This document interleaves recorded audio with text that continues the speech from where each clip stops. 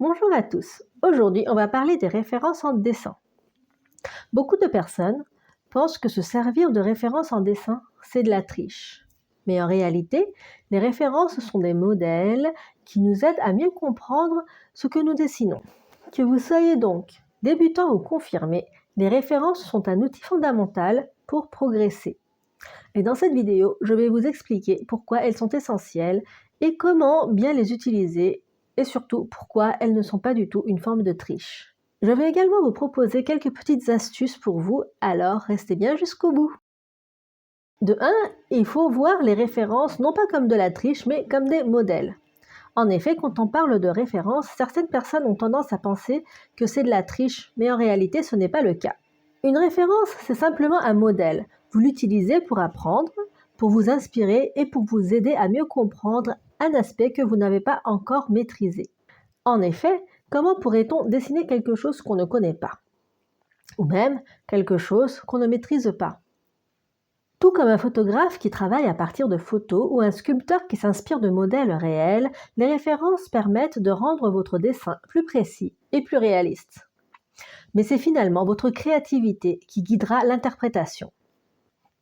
En fait, utiliser des références, ce n'est pas simplement recopier une image.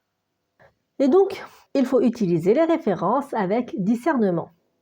Le but des références, c'est de vous guider et non de vous rendre dépendant. L'idée, c'est de vous approprier la référence, d'en extraire ce qui vous est utile et non de la recopier bêtement. Par exemple, si vous travaillez sur une pose, vous pouviez étudier l'anatomie, la gestuelle, la position des membres et non juste copier-coller la pose. C'est une question de compréhension et de créativité. Le fait d'intégrer dans votre mémoire les poses et les références pourront vous faire gagner du temps pour vos dessins. Mais même si vous êtes aphantasique, c'est-à-dire que vous n'avez pas la capacité de visualiser des images dans votre esprit, vous pouvez tout de même dessiner grâce à des références extérieures. Cela peut être un défi, mais les références sont un moyen très puissant pour progresser. Donc, ne vous dites pas que vous êtes bloqué si vous ne pouvez pas tout imaginer dans votre tête. Utilisez les outils à votre disposition. Par exemple, si vous avez un ordinateur, cet ordinateur vous servira de mémoire visuelle. Il faut donc récupérer et organiser vos références. Quand j'étais en école d'art, on nous conseillait fortement de récolter une quantité de références, faire des dossiers avec des dessins, des photos, des poses, des couleurs, bref, tout ce que vous trouverez inspirant. Ces dossiers deviennent un véritable trésor à consulter quand vous en avez besoin. Ne sous-estimez donc pas l'importance de cette collecte. Vous pouvez avoir un dossier pour les visages, un autre pour les poses, un autre pour les animaux, etc. Ou même un dossier pour tous les dessins que vous aimez. Et cela devient un outil précieux quand vous êtes en train de travailler sur une nouvelle œuvre. De plus, afin d'éviter de recopier bêtement, une technique que j'aime beaucoup, c'est de mélanger les références. Vous pouvez par exemple utiliser une pose pour le haut du corps, une autre pour le bas, une autre pour les bras, etc. Mélanger les références vous permet d'ajouter plus de dynamique et de créativité à votre dessin.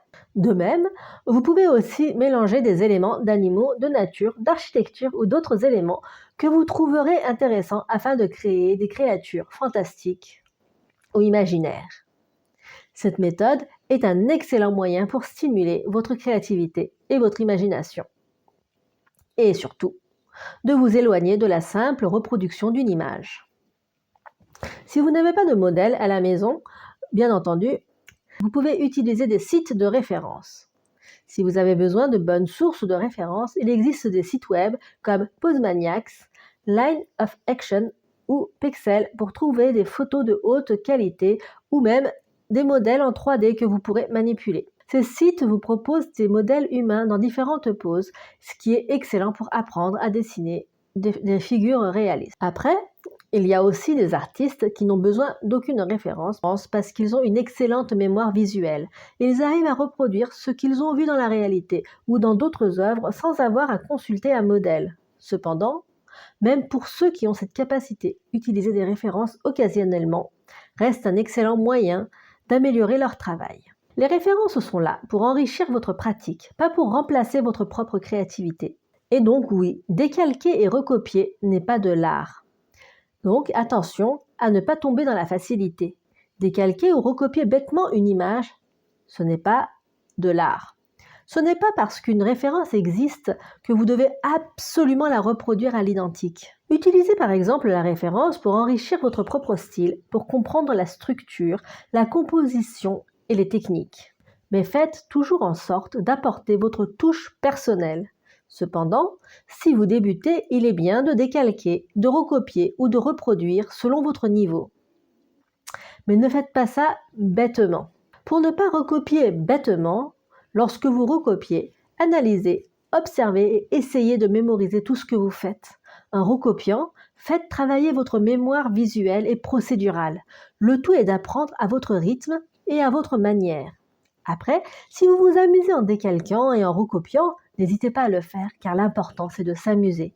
Mais si vous faites cela, sachez juste que ce n'est pas de l'art et bien entendu, n'essayez pas de vous vendre comme artiste et de vendre votre œuvre. Pour conclure, je dirais que les références sont des outils indispensables qui vous permettent d'apprendre, de vous améliorer et de vous inspirer. Elles ne sont pas une béquille, mais un allié dans votre propre progression en tant qu'artiste.